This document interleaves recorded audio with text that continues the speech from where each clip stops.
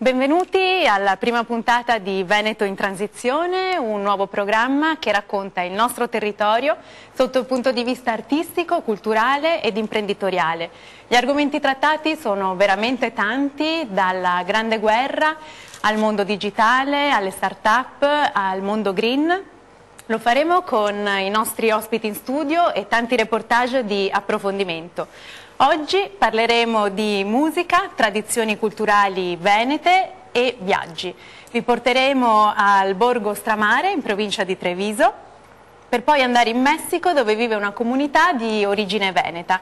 Lo faremo in compagnia dei nostri ospiti. Mariano Lio, scrittore storico, ha fatto rivivere il borgo Stramare, è autore del libro Stramare, un borgo, un cognome.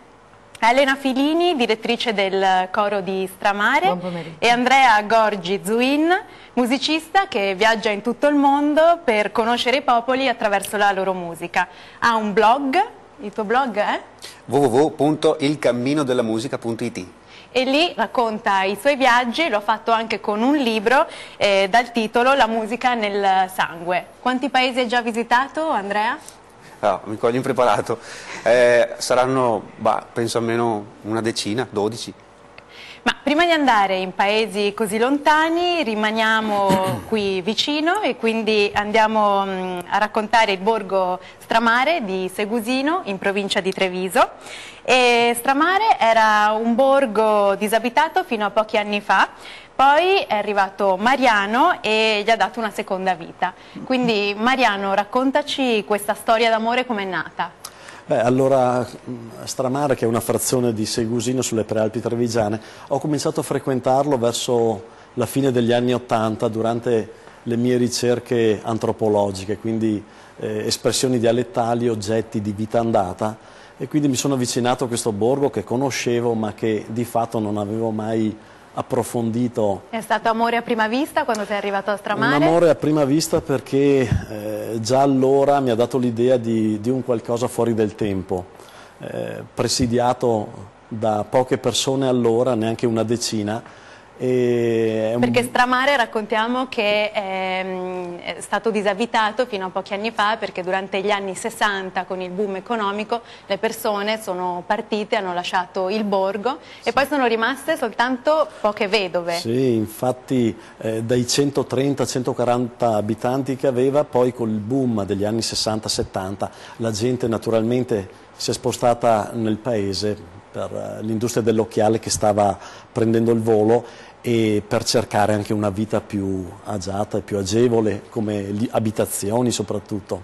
Poi il borgo è tornato a rivivere appunto grazie a Mariano e grazie anche alla musica. Ci vuoi raccontare un po' l'avventura sì, di come è nato l'incontro con Elena e poi il borgo, il coro appunto del naturalmente non solo grazie a me, comunque diciamo che sono stato il primo del paese che si è riavvicinato ad una frazione di Segusino e ho trovato tanti spunti per varie iniziative, fra cui un canto antico recuperato per i capelli, perché è stato appunto grazie ad una persona, l'ultima persona che la conosceva, che conosceva musica e testo, per cui ho messo in moto un gruppo di persone, di appassionati. Da lì è nato il coro di Stramare e la conoscenza di Elena Filini. Quindi il coro nasce appunto con la finalità di riportare un po' le tradizioni musicali di questo borgo. Vediamo adesso un video del coro.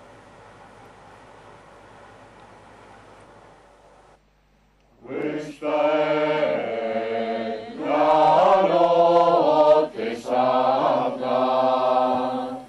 popolo mio cortese, tu sei fatto palese al Dio eterno.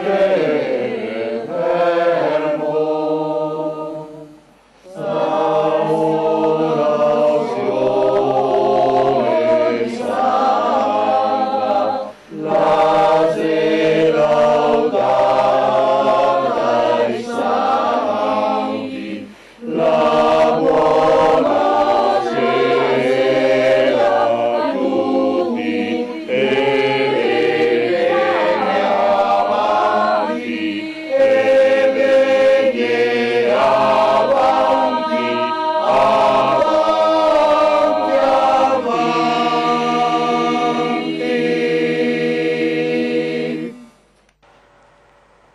Ecco, abbiamo visto una delle prime esibizioni del coro di Stramare, che è nato appunto nel 2008, diretto da Elena Filini. Elena, raccontaci un po' questo coro, in particolare la Notte Santa che abbiamo appunto visto adesso. Sì, sorrido perché vedo veramente questi esordi decisamente naif, ma carini proprio perché spiegano che un gruppo di persone non professioniste sono state messe insieme dal desiderio di dare una voce a un borgo che non ha più una voce. E quindi da questa suggestione è nato anche il mio interesse per questa avventura musicale, che nasce in effetti nel 2008, recupera questo canto tradizionale natalizio, un canto a botta e risposta che veniva cantato da un versante all'altro della montagna, proprio nella novena di Natale.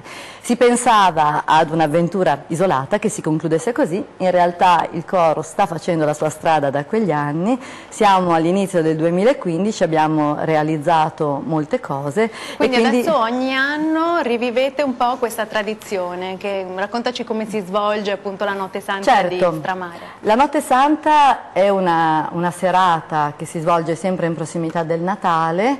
Negli anni abbiamo aggiunto delle cose perché adesso è una passeggiata che si svolge in notturna, che parte da Segusino e al lume delle lanterne e delle candele avvicina progressivamente il borgo di Stramare con alcune soste che sono dei momenti per fare musica ma anche per fare memoria, per fare cultura e tradizioni locali. È un momento emotivamente piuttosto interessante e intenso e negli anni devo dire che ha avuto una sua insperata fortuna, tanto è vero che nelle ultime edizioni abbiamo avuto circa 300-400 visitatori che vengono da tutta la regione, quindi mi sembra un bel risultato. Poi è anche un modo diverso di vivere la musica perché oggi siamo abituati ad ascoltarla alla radio, alla televisione, invece appunto un tempo si cantava e quindi si produceva diciamo fisicamente la musica che si cantava per stare insieme, si cantava per darsi coraggio, si cantava in queste lunghissime e fredde notti invernali, quindi diciamo era un rito sociale anche molto forte di aggregazione. Noi anche questo abbiamo voluto recuperare, insieme però ad un occhio attento alla qualità, perché appunto io sono una musicista classica, per cui abbiamo voluto fare un certo tipo di percorso che ha portato degli incontri, che ha portato dopo un po' di anni anche all'incisione del nostro primo CD, Fare Filò, che casualmente mi ritrovo tra le mani, non so perché, che è questo, e porterà adesso alla prima tournée che noi faremo in Francia, in Borgogna, nel mese di giugno. E quindi il borgo possiamo dire che è rinato grazie alla musica e alla cultura. Adesso quali sono gli appuntamenti principali appunto durante l'anno? Diciamo, ormai Stramare è una meta turistica perché nel weekend è sempre piuttosto visitata, però Mariano ha un po' organizzato un calendario di eventi che partono appunto con la Notte Santa, che si tiene generalmente tra il 19 e il 23 di dicembre. L'altro appuntamento veramente importante è la festa del Santo Patrono, San Valentino, che non è esattamente il santo degli innamorati, ma è il protettore del cosiddetto mal caduco, quindi degli epilettici.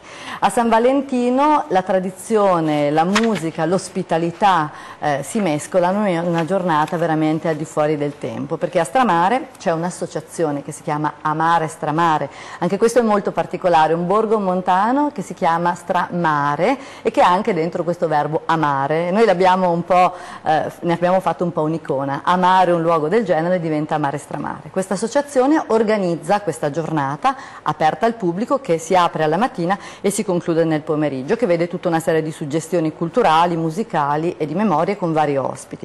Ospite nostro è stato qualche anno fa per esempio anche Mauro Corona. Poi invece in estate si tengono i venerdì del borgo nel mese di luglio, sono venerdì tematici dove il contesto è sempre quello della letteratura di montagna, della musica popolare, delle tradizioni e abbiamo vari ospiti, antropologi, letterati, scrittori, musicisti e così animiamo l'estate dell'Alta Marca Trevigiana in una maniera diciamo decisamente insolita. Questo in che mese d'estate? Questo avviene al mese di luglio.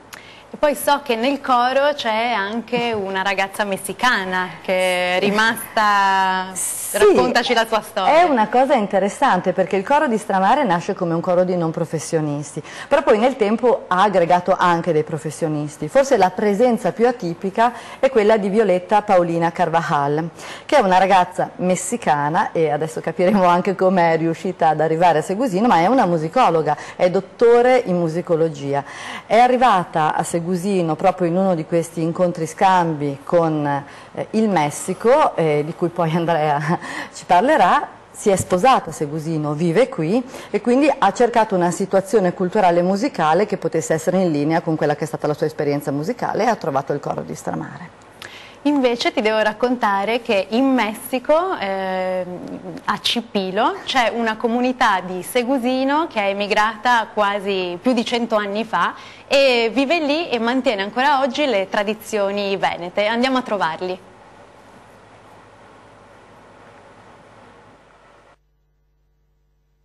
Addio Italia, buongiorno Messico, addio Europa, buongiorno America, e si imbarcarono sul vecchio Atlantico a un'avventura forse chimerica. Dopo la pubblicità vi racconteremo la storia di Andrea a Chipilo.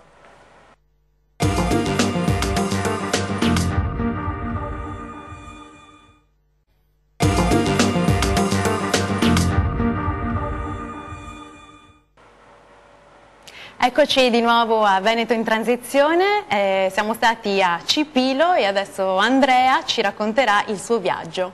Com'è stato l'incontro con gli abitanti di Chipilo, originari di Segusino?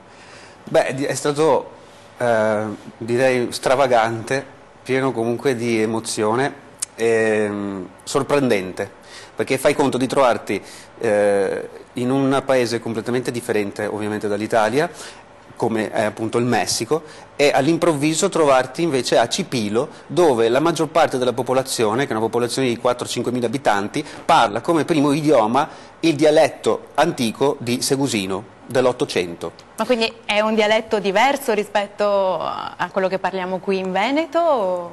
Beh, è una signora che è una di quelle che abbiamo viste nell'inno di Chipilo, mi diceva che è il dialetto, mi diceva, è il dialetto del Tonona. E infatti si ha proprio questa impressione, ossia di ascoltare un dialetto che ormai qui sta un po' scomparendo, e comunque è proprio il dialetto di quella parte di Veneto, cioè a Segusino rispetto a Treviso ad esempio molte cose, molte parole sono già diverse, la cadenza è comunque differente. Ecco, a Chipilo ritroviamo quel dialetto. E loro quindi hanno mantenuto la tradizione del dialetto, e la gastronomia per esempio mangiano cucina veneta, polenta? Sì, mangiano polenta. Io ci andai in periodo natalizio e Jacqueline, una delle principali cittadine, diciamo più esponenti di questa comunità, mi parlava che la polenta è un piatto comunque ancora tradizionale, viene fatto solo nelle festività, ma viene fatta ancora nel modo tradizionale, viene tagliata addirittura con il filo e addirittura Chipilo è anche conosciuta L'hai per... tagliata anche tu? L'ho tagliata...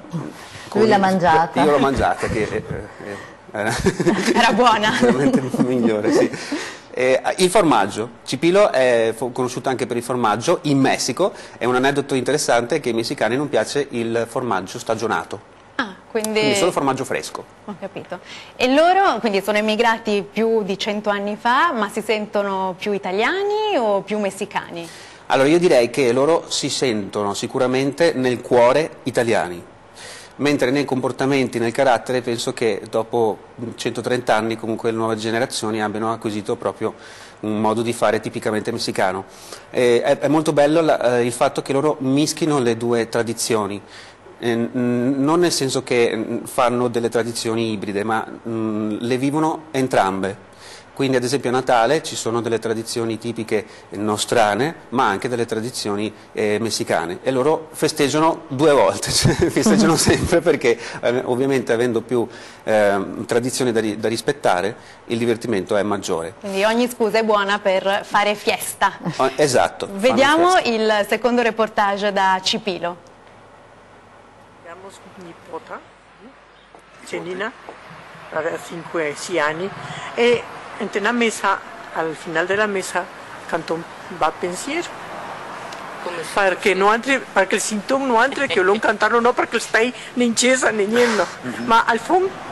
E dopo quando la mi ha visto, nonna, l'ha detto, quella è l'ultima che aveva cantato lei, quella là, e disse che ho sentito la musica, me ne sono tutti iscritti su cosita. E la già nella relazione di adesso, allora quella le entra il sangue, non le che le insegnò né niente, semplicemente se il sente.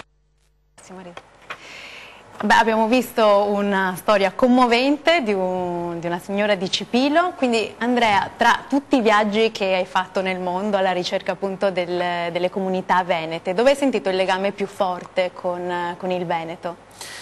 Sicuramente a Cipilo, ho girato soprattutto per l'America Latina, dove ovviamente la migrazione è stata fortissima, però episodi come Cipilo, dove ripeto, tutti parlano il dialetto veneto come primo idioma, è sicuramente unica. Invito chi è appassionato di questo tipo di ricerche a visitare questa città, anche perché i cipilegni sono molto accoglienti. È molto significativo quello che abbiamo visto nel video, cioè il va pensiero, che comunque per noi è un pezzo che ci identifica, per loro è esattamente quello che significa essere italiani. Isgrisoi è sicuramente un termine che fa provare l'emozione per loro nell'essere italiani. E le nuove generazioni quindi continuano a portare avanti questo? Sì, perché il dialetto si insegna nelle famiglie, lo spagnolo nelle scuole. Infatti il video che adesso vedremo spiega proprio questo, la speranza di questa signora che nella continuazione a tempo indeterminato di questo dialetto. E anch'io spero che sia così. Vediamo il video. Ho speranza che ancora abbiamo come per 10, 15, 20, 30 e per sempre ancora che c'è nel nostro dialetto, perché è una lingua che non ti dicono bene, è la nostra lingua. L'abbiamo dentro della sangue, no? Ora Andrea, sei in partenza per un nuovo cammino della musica? Sì, il prossimo cammino sarà in India, partirà la settimana prossima e viaggerò con questo strumento che c'è qui al mio fianco, che molte persone si domanderanno che cos'è.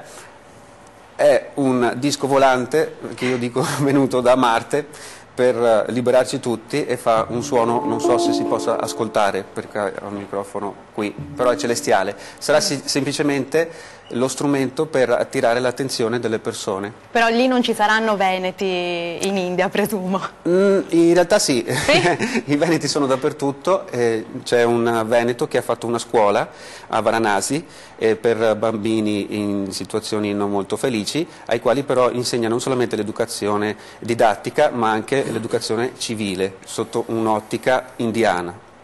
Invece Mariano, parlando sempre di tradizioni che si stanno perdendo, so che a Stramare c'è la tradizione della morra. Sì, fra i tanti giochi tradizionali quello della morra è quello che ha continuato ad essere praticato sempre. E la particolarità è che lì è autorizzato come gioco. Sì, la particolarità è questa, perché è considerato attualmente un gioco d'azzardo, quindi è vietato dalla legge.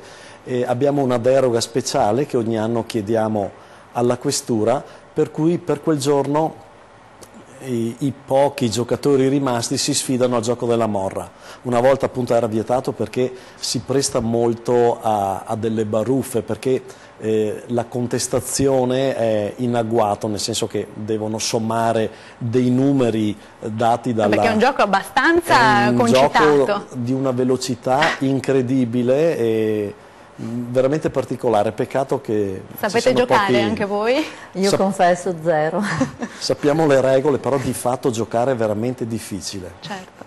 E invece una seconda curiosità che dà anche il titolo al tuo libro è che a Stramare tutti avevano il cognome appunto del borgo. Sì, infatti... O è il borgo che prende il nome dal cognome degli mi sembra proprio che sia il borgo che ha preso il nome dai primi arrivati a Stramare. Sembra fossero dei carbonai venuti dall'Istria e che avessero Stramare per cognome.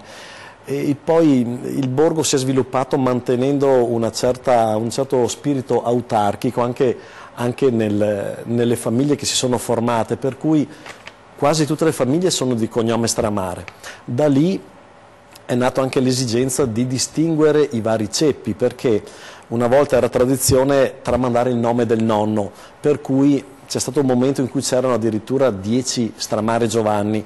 Da lì il soprannome. Era che anche necessario questo soprannome. È diventata una necessità, per cui anche quelli esistono ormai da secoli e noi in paese li usiamo regolarmente, per cui diventa come sarebbe qualcosa da aggiungere alla carta d'identità, perché il soprannome dà l'idea anche del contesto familiare e più che altri dati come il cognome. Già dire siamo dei dà un'idea precisa della provenienza. E adesso quanti abitanti ci sono a Stramare? Allora, l'ultima abitante è stata Oliva Stramare.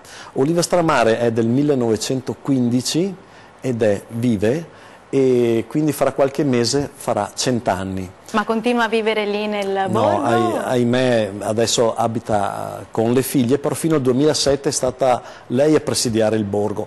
Adesso il villaggio è soprattutto frequentato da villeggianti, dai proprietari delle case, e soprattutto nei periodi che abbiamo detto, natalizio, di San Valentino, durante l'estate, arrivano tante persone che vengono a visitare il borgo. Però quindi non c'è nessun abitanti. Residente, diciamo, stabile? No, attualmente no, però mi sa che col tempo probabilmente quelle cose che una volta erano viste come delle limitazioni adesso sembrano quasi delle ricchezze. Tranquillità, pace, e in fondo con la macchina in 3-4 minuti si raggiunge il paese sottostante, quindi... E tu, Mariano, non hai pensato di trasferirti? Ma io, a dir la verità, attualmente sono quasi più là che in paese, per cui potrebbe essere la prossima mossa in un certo senso. Quindi il prossimo appuntamento a Stramare quando è?